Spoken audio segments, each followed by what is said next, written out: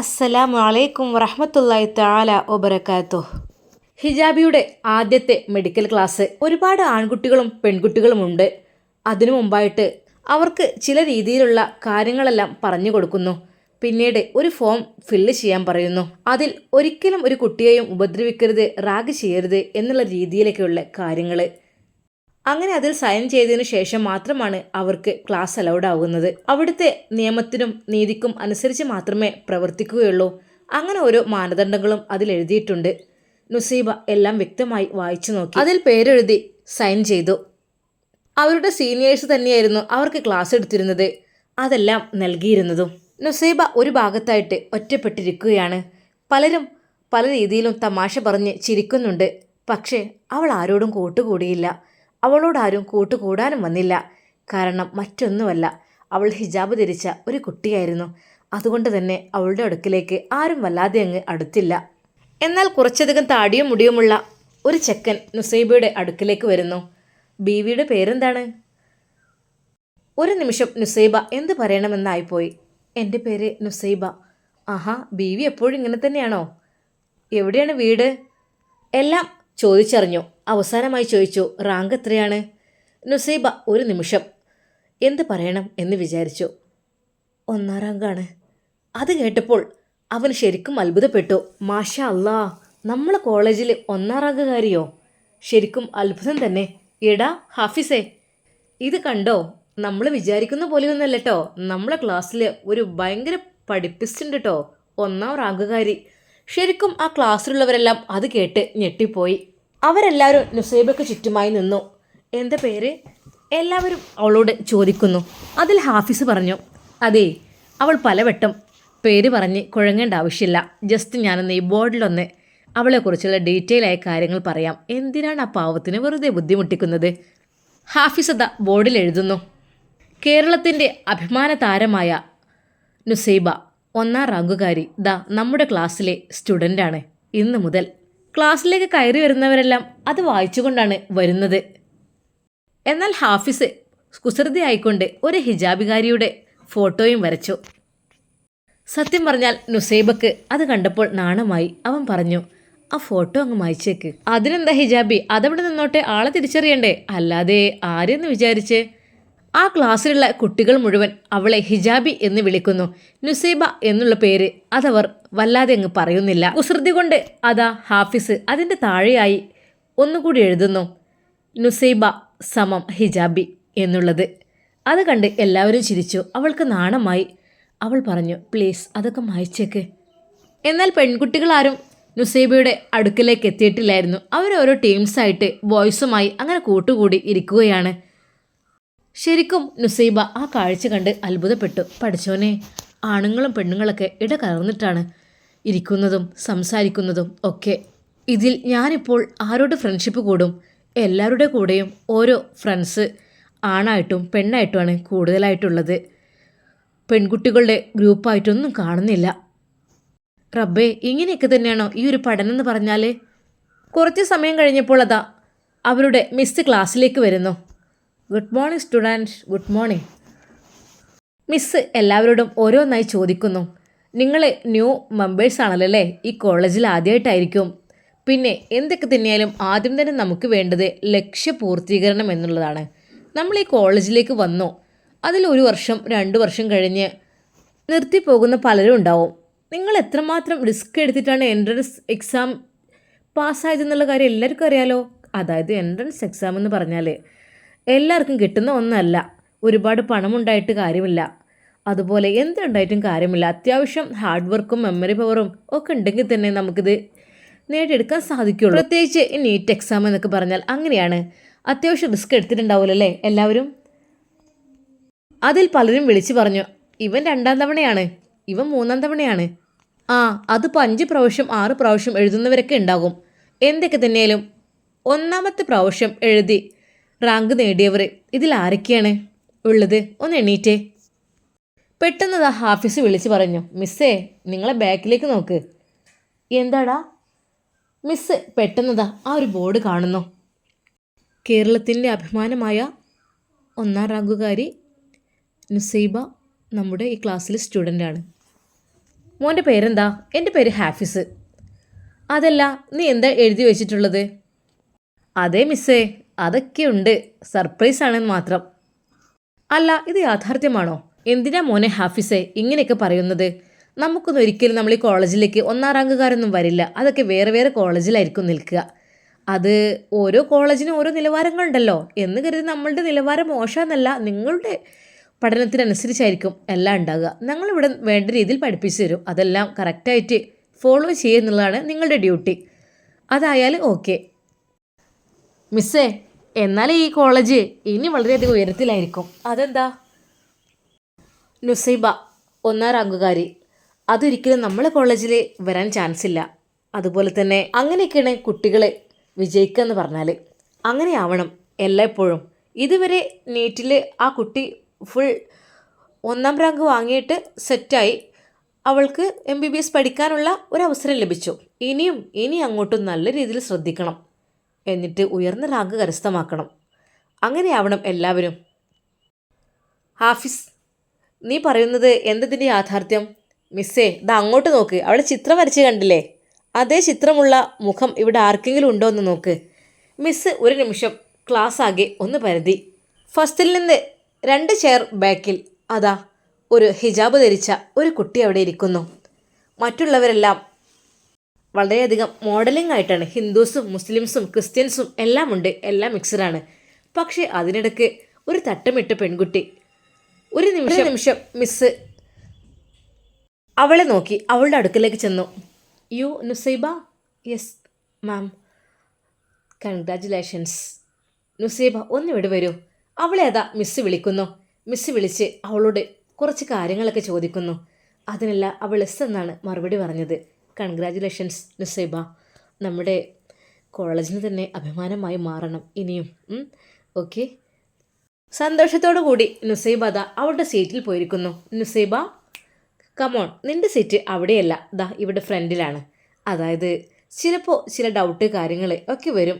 അതുപോലെ മിസ്സിനൊക്കെ എന്തെങ്കിലുമൊക്കെ ഒരു സഹായിയായി ആരെങ്കിലൊക്കെ വേണ്ടി വരുമ്പോൾ പെട്ടെന്ന് വിളിക്കാൻ നല്ലത് കുറച്ച് മെമ്മറി പവർ ആയിട്ടുള്ള ആളുകളെയാണ്. അപ്പോൾ നുസൈബ ഇവിടെ ഇരിക്കും എന്ന് പറഞ്ഞ് നുസൈബയെ അതാ മിസ്സ് സീറ്റ് മാറ്റുന്നു. അവളുടെ ചെയർ ഇപ്പോൾ മുമ്പിലാണ്. അത് കണ്ട് ഹാഫിസ് പറഞ്ഞു, മിസ്സേ, എനിക്കും പഠിക്കുന്നവരുടെ കൂടെ ഇരിക്കാനാണ് താല്പര്യം. മോനെ, തൽക്കാലം മോൻ അവിടെ ഇരിക്കുക. എപ്പോഴും ഒരേ സ്ഥലത്തായിരിക്കില്ല, പല പല ഘട്ടങ്ങളിലായിട്ട് പല സ്ഥലങ്ങളിലേക്ക് മാറേണ്ടി വരും. എന്തൊക്കെ തന്നെയായാലും അഭിമാനമാണ് നമ്മുടെ ഈ ഒരു കോളേജിൽ ഇങ്ങനെ ഒരു കുട്ടി ഉണ്ടാകുന്നത്. അതായത് 1-ാം റാങ്കുകാരിയെ നമുക്ക് കിട്ടിയല്ലോ എന്നുള്ളൊരു സന്തോഷം. അത് കേട്ടപ്പോൾ ശരിക്കും എല്ലാ പെൺകുട്ടികളും ഒരടക്കം പറച്ചിലായി. പലരും നുസൈബയുടെ അടുക്കലേക്ക് വരുവാൻ തുടങ്ങി. അപ്പോഴാണ് അവൾ അത് ഓർത്തത്. അതെ, ഷിഫ. താൻ എൻട്രൻസ് കോച്ചിങ്ങിൽ ചേർന്നപ്പോൾ ആ ഒരു സമയത്ത് എനിക്ക് ഷിഫയുണ്ടായിരുന്നു. ആദ്യമൊന്നും ഞങ്ങളൊന്നും കൂട്ടുകൂടിയിരുന്നില്ല, അറിയുമായിരുന്നില്ല. പക്ഷെ പിന്നീട് ഞാനിങ്ങനെ ഒറ്റപ്പെട്ടിരിക്കുന്നത് കണ്ടപ്പോൾ അവൾ എൻ്റെ അടുക്കൽ വന്ന് ഓരോന്ന് ചോദിച്ചു.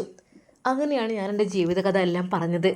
അന്നു മുതൽ ഷിഫ എൻ്റെ പ്രിയപ്പെട്ടവളായി, എല്ലാത്തിനും എൻ്റെ കൂടെ നിന്നവളായി. അതുകൊണ്ട് തന്നെ അവൾ ഒരിക്കലും എനിക്ക് മറക്കാൻ കഴിയില്ല. പഠിച്ചോനെ, പുതിയ കോളേജ്, പുതിയ കുട്ടികൾ, ഇവരുടെയൊക്കെ പെരുമാറ്റം കാര്യങ്ങളും എങ്ങനെയാണാവോ? അതിൽ പലരും ചോദിച്ചു, നുസൈബ ഹോസ്റ്റലിലാണോ നിൽക്കുന്നത്? അല്ല, ഞാൻ ഏകദേശം 1 മണിക്കൂർ യാത്രയുണ്ട്, എങ്കിലും ഞാൻ വീട്ടിലേക്ക് പോവുകയാണ് ചെയ്യണത്. എന്തിനാണ് എന്നും ഡെയിലി അങ്ങോട്ടൊരു മണിക്കൂർ ഇങ്ങോട്ടൊരു മണിക്കൂറൊക്കെ യാത്ര ചെയ്ത് എന്തിനാണ് വെറുതെ ക്ഷീണിക്കുന്നത്? ഇവിടെ ഹോസ്റ്റൽ സൗകര്യം ഉണ്ടല്ലോ, പിന്നെ നിങ്ങൾക്കൊക്കെ കിട്ടുകയും ചെയ്യും. പിന്നെന്താ, റാങ്കുകാരി ആയതുകൊണ്ട് എല്ലാം പെട്ടെന്ന് സ്കോപ്പ് ഉണ്ട് എല്ലാ കാര്യത്തിലും. അതിലെടുത്തി പറഞ്ഞു, അതിടെ SC-ക്കാർക്കല്ലേ പെട്ടെന്ന് കിട്ടുക ഹോസ്റ്റലൊക്കെ. അങ്ങനെ ആകുമ്പോൾ വെറും 300 രൂപ എങ്ങാണ്ട് ഫീസ് വരുള്ളൂ മാസത്തിൽ. ഇതിപ്പോൾ ഡെയിലി പോക്കും വരവും എത്ര മണിക്കൂർ യാത്ര ചെയ്യണം? 2 മണിക്കൂറും അല്ല അല്ലേ? അതിനപ്പുറം വീട്ടിലേക്ക് വീണ്ടും ഉണ്ട്. ബസ് ഇറങ്ങിയിട്ട് കുറച്ച് പോകാനുണ്ട്. പിന്നെ ഇവിടെ ബസ് ഇറങ്ങിയിട്ട് ഏകദേശം 1/2 മണിക്കൂറോളം നടക്കാനുണ്ട്. എങ്ങനെ ഇത് എത്തിക്കഴിയും? എല്ലാവരും പറഞ്ഞു, ഹോസ്റ്റലിൽ നിന്നോ, അതായിരിക്കും നല്ലത്. ഇതിപ്പോൾ ഡെയിലി അങ്ങോട്ടും ഇങ്ങോട്ടും പോവാന്നൊക്കെ പറഞ്ഞാൽ ബുദ്ധിമുട്ടല്ലേ?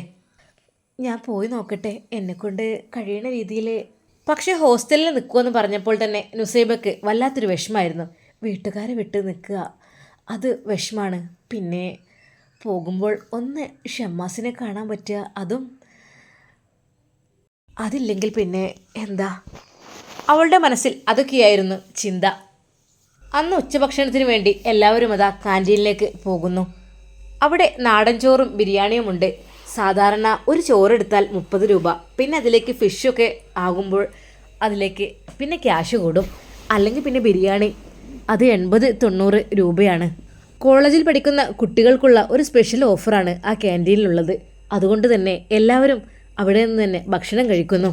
അന്ന് നുസൈബ ക്യാൻറ്റീനിൽ ആ ടേബിളിൻ്റെ അടുത്തിൽ വന്നു നിന്നു. എന്താ വേണ്ടത്? ഒരു ചേച്ചിയാണ് അവിടെ കുക്ക് ചെയ്യുന്നത്. പെട്ടെന്നൊരാൾ പറഞ്ഞു 2 ബിരിയാണി. ഒരു നിമിഷം നുസൈബ പിന്നിലേക്ക് നോക്കി. ഹാഫിസ്, അതവനാണ്. ഹിജാബി, ബിരിയാണി കഴിക്കൂലേ? അവൻ തമാശ രൂപത്തിൽ ചോദിച്ചു. അവളൊന്നും മിണ്ടിയില്ല. ഞാൻ ഫുഡ് പറഞ്ഞോളാം. അതിനെന്താ ഹിജാബി, നമ്മളെ കോളേജിലേക്ക് ഇത്രക്ക് റാങ്കുകാരി വന്നിട്ട് എന്താ ഇത് എന്ന് പറഞ്ഞപ്പോഴേക്കും ആ ചേച്ചി ബിരിയാണിയുമായി വന്നു. ഹിജാബിയുടെ തൊട്ടടുത്തായിട്ടുള്ള ചെയറിൽ അവനും വന്നിരുന്നു. എന്നെ കഴിക്കല്ലേ? സത്യം പറഞ്ഞാൽ നുസൈബാക്ക് എന്തെന്നില്ലാത്ത ഒരു നാണം. അവൾ ഒരാളുടെ മുമ്പിലും നിക്കാബ് പൊന്തിച്ചിട്ടില്ല. പക്ഷേ എന്തു ചെയ്യും, ഭക്ഷണം കഴിക്കണമല്ലോ. ഇവനാണെങ്കിൽ നേരെ മുമ്പിലുണ്ട്. ഹാഫിസ് പ്ലീസ്, നീ ആ ടേബിളിലേക്കൊന്ന് മാറിയിരിക്കോ? എന്താ ഹിജാബി? അല്ലേ എനിക്ക് സോറി കേട്ടോ, സോറി, ക്ഷമിക്കണം. ഞാനതേ ആ ആവേശത്തിൽ എന്തൊക്കെ തന്നെയായാലും ഇന്നത്തെ ബിരിയാണിൻ്റെ ക്യാഷൊന്നും കൊടുക്കല്ലേ കേട്ടോ, അതൊക്കെ ഞാൻ ഒരുമിച്ച് കൊടുത്തോളാം. MBBS പഠിക്കുന്ന എല്ലാ വിദ്യാർത്ഥികളും അവിടെ എത്തിയിരുന്നു. എല്ലാവരും ഭക്ഷണം കഴിക്കുകയാണ്. എല്ലാവരുടെ അടുക്കലും ബോയ്സ് ഫ്രണ്ട്സും ഗേൾ ഫ്രണ്ട്സും ഒരുമിച്ചാണ് ഇരിക്കുന്നത്. അവർ ഒരു ബിരിയാണി തന്നെ ഷെയർ ഇട്ട് കഴിക്കുന്നവരുണ്ട്, അല്ലാതെ ഒറ്റയ്ക്ക് കഴിക്കുന്നവരൊക്കെ ഉണ്ട്. നുസൈബയുടെ ഫ്രണ്ടിലായിട്ട് 2 സീറ്റ് ഒഴിവുണ്ട്. അതിൽ അതാ 2 ആൺകുട്ടികൾ വന്നിരിക്കുവാൻ വേണ്ടി ശ്രമിക്കുന്നു. നുസൈബ എന്ത് ചെയ്യണമെന്നായിപ്പോയി. പഠിച്ചവനെ, എന്താ ഞാൻ ചെയ്യാം? പാവം ഹാഫിസ് പോകാൻ പറഞ്ഞപ്പോൾ അവൻ പെട്ടെന്ന് പോയി. ഇപ്പോഴിതാ. അപ്പോഴേക്കും ആ 2 ചെക്കന്മാർ കൈ കഴുകാൻ പോയിരുന്നു, അവിടെ ഫുഡ് ഓർഡർ ചെയ്യാനോ. അവൾക്ക് സമാധാനമായി. അവൾ പെട്ടെന്ന് ഭക്ഷണമെല്ലാം കഴിച്ചു. അവൾ എണീറ്റപ്പോഴാണ് അവർ 2 പേരും വന്നിരുന്നത്. എന്നാൽ ഈ ഒരു കാഴ്ചയെല്ലാം ഒരാൾ നോക്കി കാണുന്നുണ്ടായിരുന്നു. അത് മറ്റൊന്നുമല്ല, ഹാഫിസ്. അവൾ കൈ കഴുകി തിരിച്ചു വരുമ്പോൾ അവൻ കളിയാക്കിക്കൊണ്ട് പറഞ്ഞു, ഹോ, നമ്മളൊന്നും പറ്റൂല, നമ്മളൊക്കെ ഇരുന്നപ്പോൾ നമ്മൾ ആട്ടി അങ്ങോട്ട് വിട്ട്. ഇപ്പം കണ്ടില്ലേ, വേറെ ഏതോ 2 സ്റ്റൈലൻ ചെക്കന്മാർ വന്നിരുന്നപ്പോൾ അവൾക്ക് കുഴപ്പമില്ല. ഹേയ് ഇല്ല, ഞാൻ അപ്പോഴേക്കും എൻ്റെ ഫുഡ് കഴിഞ്ഞിരുന്നു, അവർ കൈ കഴുകാൻ പോയപ്പോഴേക്കും. ഹിജാബി, നിങ്ങൾ വിചാരിക്കുന്ന പോലെയൊന്നല്ല ഇതെന്ന് വെച്ചാലേ ഗവൺമെൻറ് കോളേജല്ലേ, ഇവിടെ ഇതൊക്കെ നടക്കുമോ? നിങ്ങളുടെ ഒരു വസ്ത്രധാരണമൊക്കെ അല്ല, കുഴപ്പമില്ല. ഓരോരുത്തർക്ക് ഇഷ്ടപ്പെട്ട മതം സ്വീകരിക്കാനും ഇഷ്ടപ്പെട്ട വസ്ത്രം ധരിക്കാനൊക്കെ ഉള്ള അവകാശമൊക്കെ നമുക്കുണ്ട്, ഓക്കെ. പക്ഷേ ഇവിടെ ഇങ്ങനെ ഇത്രക്കും ഇസ്ലാമികമായിട്ട് നടക്കാൻ പറ്റും എന്നുള്ള കാര്യത്തിൽ എനിക്ക് അറിയില്ല കേട്ടോ.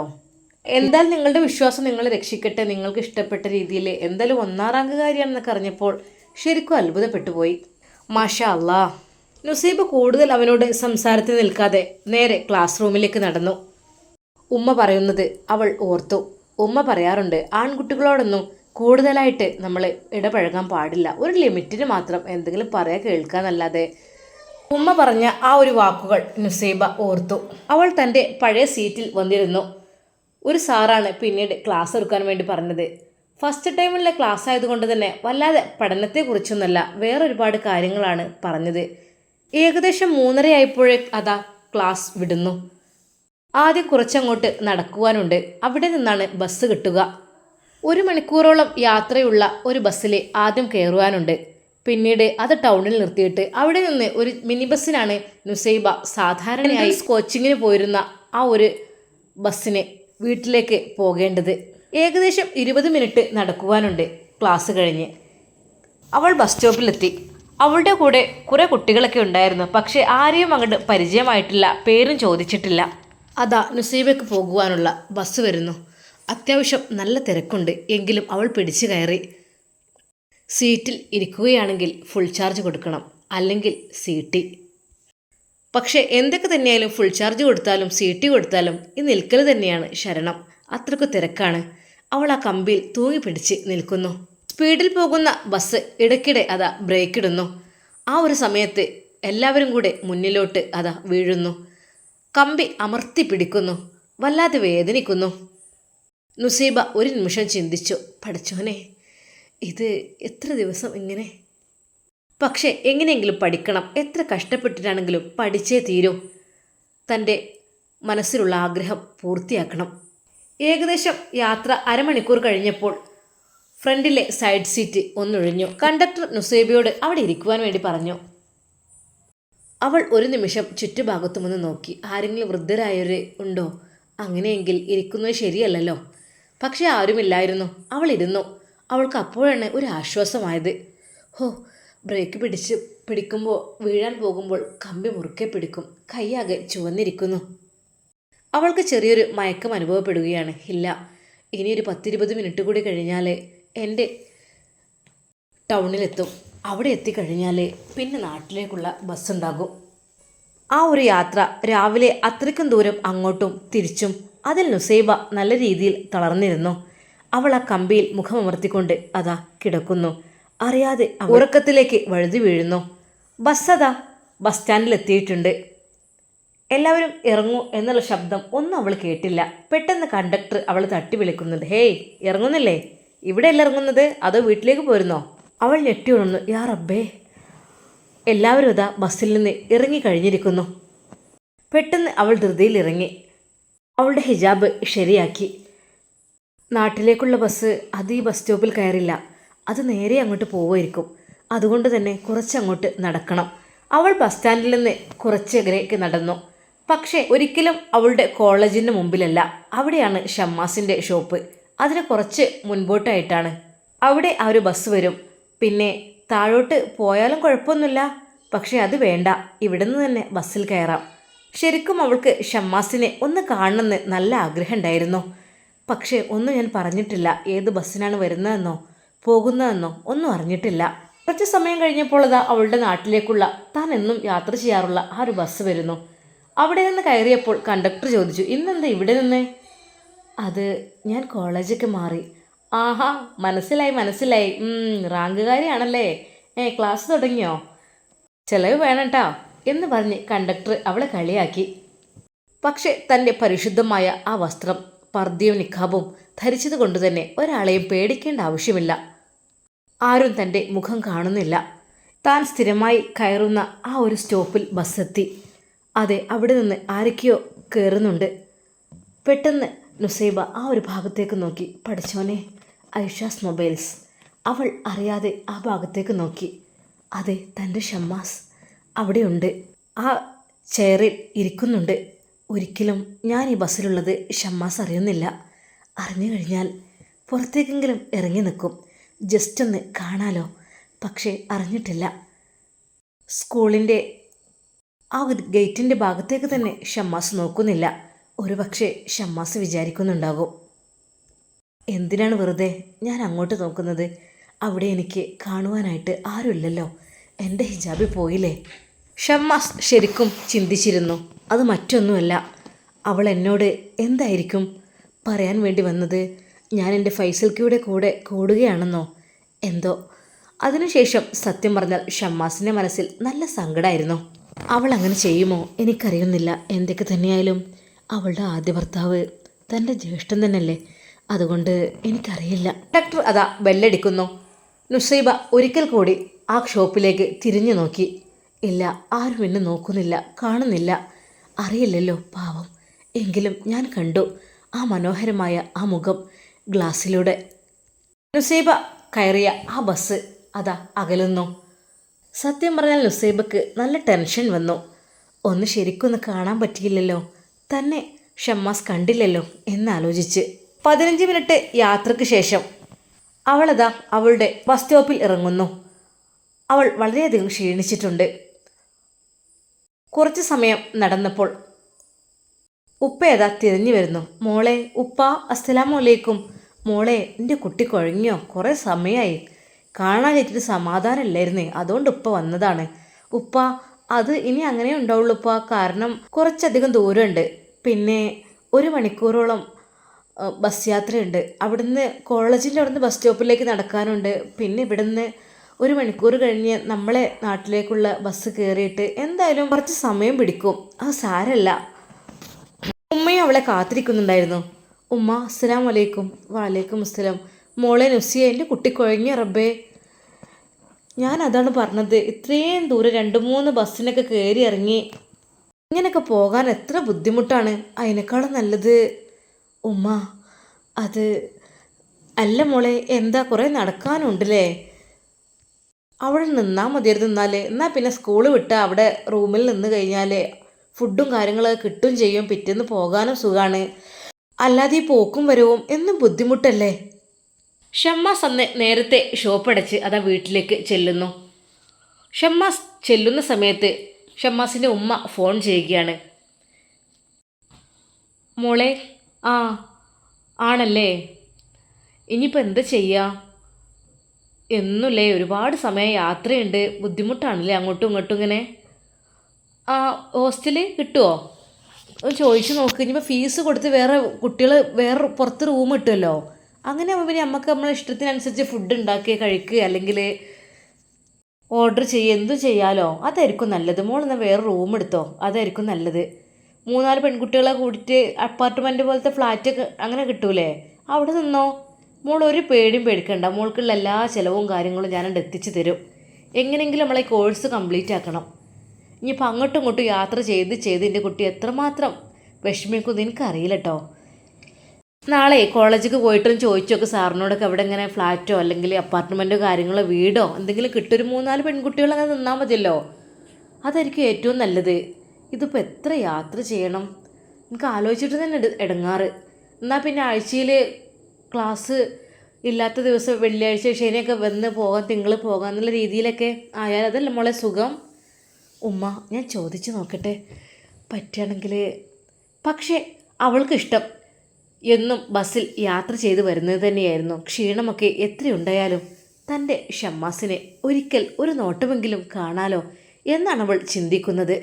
അല്ലെങ്കിൽ കണ്ണകന്നാൽ കൽബകലും എന്ന് പറഞ്ഞതുപോലെ തന്നെ ഒരു പക്ഷേ ഷമ്മാസ് എന്നെ കാണാതെയായി വല്ലാതെ എൻ്റെ മനസ്സിൽ നിന്നങ്ങ് അകന്നു പോവും.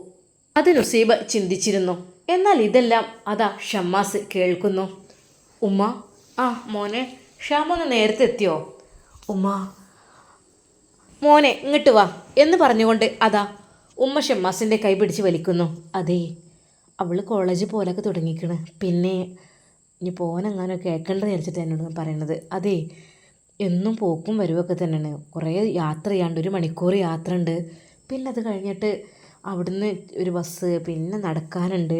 അപ്പം ഞാൻ പറഞ്ഞു മോനെ, ഈ അവിടെ അപ്പാർട്ട്മെൻറ്റ് എന്തെങ്കിലും കിട്ടില്ല, കുട്ടികൾ ഇഷ്ടംപോലെ താമസിക്കൽ ഗവൺമെൻറ് കോളേജിൻ്റെ അടുത്ത് ഹോസ്റ്റൽ കിട്ടണ ഉണ്ടാവും. പക്ഷേ അത് ഈ SC STക്കാർക്കും അങ്ങനെയൊക്കെ അവർക്കായിരിക്കും മുൻഗണന, നമ്മളെ മുസ്ലിംസിന്. പക്ഷേ നമ്മളെ മോള് റാങ്കുകാരിയാണ്, ആ ഒരു നിലക്ക് കിട്ടാനൊക്കെ ചാൻസ് ഉണ്ട്. അപ്പം ഞാൻ പറഞ്ഞു ഹോസ്റ്റലിൽ ചിലപ്പോൾ ബുദ്ധിമുട്ടായിരിക്കും, അവരെ കണക്കാക്കിയ ഭക്ഷണവും കാര്യങ്ങളും അതൊക്കെ ആയിരിക്കും. ഇനിയിപ്പോൾ അതല്ല അവിടെ അപ്പാർട്ട്മെൻറ്റ് വീട് എന്തെങ്കിലും അങ്ങനെയൊക്കെ ഉണ്ടെങ്കിൽ സുഖമാണ്, അവർക്ക് അവരുടെ ഇഷ്ടം പോലെ കുക്ക് ചെയ്യുക, ഇനിയിപ്പോൾ എന്ത് വേണമെങ്കിലും ചെയ്യുക. ഇത് മറ്റേതാകുമ്പോൾ ഞാൻ പറയാം മോളോട് അവിടെ ഒരു റൂം എടുത്തിട്ടോ അല്ലെങ്കിൽ അങ്ങനെ താമസിച്ച് പഠിക്കായിരിക്കും നല്ലത് എന്ന് ഞാൻ പറഞ്ഞിട്ടുണ്ട്. അതിന് എന്ത് ചിലവാണെങ്കിലും ഞാൻ വഹിച്ചോളാം എന്ന് പറഞ്ഞിട്ടുണ്ട്. അതിനുള്ള ഫീസും കാര്യങ്ങളും എന്തൊക്കെ തന്നെയായാലും റൂമിൻ്റെ ക്യാഷും എല്ലാം വേണ്ടി വരും, അതൊക്കെ ഞാൻ കൊടുത്തോളാം എന്ന് പറഞ്ഞു. എന്നാലും സുഖമായി ജീവിച്ചോട്ടെ. അല്ലാതെ അതിന് ഷമ്മാസ് ഒന്നും മിണ്ടിയില്ല. ഷമ്മാസിന് എന്ത് പറയണമെന്ന് അറിയുന്നില്ലായിരുന്നു. അവനൊന്നും പറയാതെ അവൻ്റെ റൂമിലേക്ക് പോയി. ഉമ്മ വിചാരിച്ചു, എന്താ റബ്ബേ ഇവനക്ക് ഇങ്ങനെ ഒരു, അല്ലെങ്കിൽ ഇങ്ങനെ അല്ലായിരുന്നല്ലോ. ഉമ്മ അവനെ വിളിച്ചു, മോനെ ഷമ്മാസേ. ആ എന്താ ഉമ്മ, എന്താടാ ഈ ഒന്നും മിണ്ടാത്തത്? അതല്ലേ നല്ലത്. ഉമ്മ ഞാനെന്ത് പറയാനാണ്, അതായത് അവളെ ഞാൻ നിക്കാഹ് ഇതുവരെ കഴിച്ചിട്ടില്ല. കഴിച്ചിരുന്നെങ്കിൽ എനിക്ക് എൻ്റെ തീരുമാനങ്ങൾ എൻ്റെ ഇഷ്ടത്തിന് പറയാമായിരുന്നു. ഇപ്പോൾ എനിക്കൊരു സംശയമുണ്ട് ഉമ്മ. എന്ത്? അവളുടെ മനസ്സെങ്ങാനും മാറിപ്പോകുമോ, അവളുടെ മനസ്സ് മാറിയിട്ടുണ്ടോ എന്നതിനെക്കുറിച്ച്. ഷാമോനെ, നീ വേണ്ടടുത്തത് പറയണ്ട കേട്ടോ. നിൻ്റെ മനസ്സിൽ എന്തെങ്കിലും തെറ്റിദ്ധാരണ ഉണ്ടെന്ന് വിചാരിച്ചിട്ട് അവളുടെ മേത്ത് കേടണ്ട, അവൾക്ക് അങ്ങനത്തെ ചിന്താഗതിയൊന്നുമില്ല. നീ ഒന്നും മിണ്ടാതിരുന്നേ. അല്ലമ്മ, പറയാൻ പറ്റില്ലല്ലോ, അവർ എത്ര സ്നേഹത്തിൽ ജീവിച്ചവരല്ലേ. ആര്? ഫൈസലോ? അല്ല, അവൾക്ക് അവളുടെയൊക്കെ പെരുത്ത് ഇഷ്ടമായിരുന്നല്ലോ. ഡൈവോഴ്സ് ചെയ്തിട്ട് പോലും അയാളെ മാത്രം, സോറി ഇക്കയെ മാത്രം മനസ്സിൽ വെച്ച് നടക്കുന്നവളല്ലേ അവൾ. അപ്പോൾ ഇനിയിപ്പോൾ എന്തെങ്കിലും. ഷാമോനെ, എൻ്റെ കുട്ടി വേണ്ടാത്ത ഒന്നും ചിന്തിക്കണ്ട. ഞാൻ എൻ്റെ മനസ്സിൽ ഒരു വര വരച്ച് വെച്ചേക്കണ്. അതെന്താണെന്ന് വെച്ചാൽ എൻ്റെ കുട്ടി ഷാമോൻക്കുള്ളതാണ് നുസൈബ. അവൾ പഠിക്കട്ടെ, കുറച്ചും കൂടെ പഠിച്ചിട്ട് എൻ്റെ ഷമ്മാസിനെ കൊണ്ടാണ് ഞാൻ അവളെ കെട്ടിച്ച് തരിക, അല്ലാതെ ഒരിക്കലും ഫൈസലിനെ കൊണ്ടല്ല. ഫൈസൽ വേറെ പെണ്ണ് നോക്കട്ടെ, അവൻ്റെ ഇഷ്ടപ്പെട്ട രീതിയിലുള്ള പെണ്ണിനെ തിരഞ്ഞു പിടിച്ച് കൊണ്ടുവന്നാൽ അതും ഓക്കെ. ഇതൊരു സമാധാനത്തിലുള്ളൊരു ജീവിതം വേണം, അതാണ് ഞാൻ ആഗ്രഹിക്കുന്നത്. പിന്നെ എന്തൊക്കെ തന്നെയായാലും ഇനി നുസൈബയെ ഇവിടെ കിട്ടുമെന്ന് എനിക്ക് തോന്നുന്നില്ല. അവൾ പഠിക്കട്ടെ, ഒരുപാട് കഷ്ടപ്പെട്ടിട്ടുണ്ട്. അവളിനി ഒരിക്കലും വീട്ടുജോലിയൊന്നും ഞാൻ അടുപ്പിക്കൂല. അവൾ നല്ല ഡോക്ടറായി വരണം ഈ വീട്ടിലേക്ക്, അതാണ് ഞാൻ ആഗ്രഹിക്കുന്നത്. ഒരുപാട് ആളുകൾക്ക് കുശുമ്പുണ്ടാവും, വെറുപ്പുണ്ടാവും, ദേഷ്യം ഉണ്ടാവും. അതൊക്കെ അവിടെ മാറ്റി അവിടെ വെക്കട്ടെ. എന്നിട്ട് എൻ്റെ ഡോക്ടറായ മോളെ എനിക്ക് സന്തോഷത്തോടെ ഒന്ന് കാണണം, അതാണ് ഈ ഉമ്മ ആഗ്രഹിക്കുന്നത്. അതിനുവേണ്ടി എന്ത് രീതിയിലുള്ള സൗകര്യവും ഞാൻ ചെയ്തു കൊടുക്കും. ഉമ്മ, അവളോട് ഉമ്മ ഇഷ്ടങ്ങൾ ചോദിച്ചിട്ടുണ്ടോ? എന്തിന് ചോദിക്കണേ? അതൊന്നും ചോദിക്കേണ്ട ഒരാവശ്യമില്ല. അല്ലുമ്മ, കാര്യമൊന്ന് ചോദിക്കണം. എനിക്ക് വല്ല പ്രതീക്ഷയുണ്ടോ എന്ന് നോക്കാനാണ്. എൻ്റെ പൊന്നു മോനെ, ഇനി എങ്ങനെ ഫൈസലിൻ്റെ അടുത്തേക്ക് അവൾ പോവോ? ഈ എന്തൊക്കെയാണ് ഈ പറയണത്? അല്ലുമ്മ, എന്നാലും എൻ്റെ മനസ്സത്തെ ആ ചിന്തകളൊക്കെ ഒന്ന് മാറ്റി നല്ലൊരു സ്മാർട്ടാവിയേ. ഷമ്മാസദ റൂമിലേക്ക് പോയി തൻ്റെ ഫോൺ പതുക്കെ എടുത്തു. ഹിജാബിയുടെ ആ പേജ് എടുത്ത് ഒരു മെസ്സേജ് അയച്ചാലോ? അത് വേണോ? ഇനിയൊരു പക്ഷേ ഞാൻ അയച്ചാൽ? അല്ലെങ്കിൽ വേണ്ട. അവൻ ആ ഫോൺ ഓഫ് ചെയ്ത് വെച്ചു. വീണ്ടും അതെടുത്തു. അവൻക്ക് എന്തെങ്കിലുമൊക്കെ അയക്കണമെന്ന് തോന്നി. ഹിജാബി എന്നൊരു മെസ്സേജ് അവൻ അയക്കുന്നു. നുസൈബ അത് കണ്ടു. പഠിച്ചോനെ, ഷമ്മാസ്. അവൾ തിരിച്ചും മെസ്സേജ് അയച്ചു. ഹിജാബി, എങ്ങനെയുണ്ടായിരുന്നു ക്ലാസ്? ഷമ്മാസ്, ക്ലാസ്സൊക്കെ തുടങ്ങുന്നേ ഉള്ളൂ. ഫ്രണ്ട്ഷിപ്പൊക്കെ ആയോ? അവിടെ ഒരുപാട് ഫ്രണ്ട്ഷിപ്പൊക്കെ ഉണ്ടാവും കേട്ടോ, ആണുങ്ങളായിട്ടും പെണ്ണുങ്ങളായിട്ടൊക്കെ. പിന്നെ സീനിയർ ഡോക്ടേഴ്സ് ഒക്കെ ഉണ്ടാവും. എന്നെ മറക്കുമോ നീയെ? അവിടെയുള്ളവരൊക്കെ വലിയ വലിയ ഡോക്ടർമാരാവേണ്ടവരാണ്. അപ്പോഴാണ് നുസൈബ ഹാഫിസിനെ കുറിച്ച് ഓർത്തത്. ഹേയ് പാവൻ ചെക്കൻ, അവനെക്കുറിച്ച് അങ്ങനെയൊന്നും ഞാൻ വിചാരിച്ചിട്ടേ ഇല്ല. എൻ്റെ ഒരു ആങ്ങളക്കുട്ടിയുടെ രൂപത്തിലാണ് അവനെ ഞാൻ കാണുന്നത്, അല്ലാതെ ഒരിക്കലും ഇല്ല ഷമ്മാസ്, അങ്ങനെ ആരുമില്ല. പിന്നെ ഒരു ഹാഫിസ് ഉണ്ട്, അവന് എന്നോടൊരു ഫ്രണ്ട്ഷിപ്പിന് വേണ്ടി വന്നു. പിന്നെ കൂടുതലായിട്ടൊന്നും എനിക്കങ്ങനെ താല്പര്യമില്ല എന്ന് ഞാൻ പറഞ്ഞത് കൊണ്ട് തന്നെ അവൻ പെട്ടെന്ന് ഒഴിഞ്ഞു പോവുകയും ചെയ്തു. പക്ഷേ അവനെനിക്ക്, ഞാൻ ക്യാൻറ്റീനിൽ ചെന്ന ഉടനെ തന്നെ അതാ 2 ബിരിയാണി ഓർഡർ ചെയ്തിരുന്നു, ഒന്ന് എനിക്കും ഒന്ന് അവൻക്കും. അത് കേട്ട് ഷമ്മാസ് ഞെട്ടിപ്പോയി. ഹിജാബി, നീ എന്നെ വിട്ടു പോവോ? എന്താ ഷമ്മാസ് നീ പറയുന്നത്? അത് ചെറിയ ചെക്കനാണ്. പിന്നെ അതുമല്ല, ഞാൻ പറഞ്ഞു ഞാനങ്ങനെ ഫേസൊന്നും കാണിച്ച് അന്യപുരുഷന്മാരുടെ മുമ്പിൽ ഇരിക്കാറില്ല എന്ന് പറഞ്ഞപ്പോൾ പാവം ആ ചെക്കൻ എഴുന്നേറ്റ് മറ്റൊരു ടേബിളിലേക്ക് പോയി. പക്ഷേ പിന്നെ അവനെന്നെ ഒന്ന് കളിയാക്കി. ഹിജാബി, ഇത് ജനറൽ കോളേജാണ്, ഒരിക്കലും ഇത് പ്രൈവറ്റ് അല്ല, ഇസ്ലാമിക് കോളേജല്ല. നമ്മുടെ സേഫ്റ്റി അത് നല്ലതാണ്, പക്ഷേ ഇവിടെ നടക്കുന്നു അത് തോന്നുന്നില്ല കേട്ടോ എന്ന് പറഞ്ഞു. അതെല്ലാം കേട്ടപ്പോൾ ഷമ്മാസിന് നല്ല സങ്കടമായി. എൻ്റെ ഹിജാബി, അവിടെ കുറേ ആൺകുട്ടികൾ പെൺകുട്ടികൾ എല്ലാവരും ഉണ്ടാകും. അവളെന്നെ മറക്കും. അവളെനിക്കിപ്പോൾ കാണാൻ കഴിയുന്നേ ഇല്ല. ഒരു വട്ടം കണ്ടിരുന്നെങ്കിൽ മനസ്സിന് വല്ലാത്തൊരു ആശ്വാസമായിരുന്നു. പക്ഷേ അവളെ കാണാൻ കഴിയുന്നില്ല. ഷമ്മാസ്, എന്താ ഒന്നും മിണ്ടാത്തത്? ഹിജാബി, അത് നിന്നെ എനിക്കിപ്പോൾ കാണാൻ പോലും കഴിയുന്നില്ലല്ലോ. ആര് പറഞ്ഞു? 5:45 ഒരു ബസ്സുണ്ടല്ലോ, അതെ, ഞാൻ സ്ഥിരമായി പോകാറുള്ള, അത് കഴിഞ്ഞിട്ടുള്ള അതിൻ്റെ 2ാം ട്രിപ്പ്, അതിൽ ഞാൻ ഉണ്ടാകും. അതിൽ ഞാൻ ഇന്ന് ശരിക്കും കണ്ടല്ലോ ഷമ്മാസിനെ. എന്നെയോ?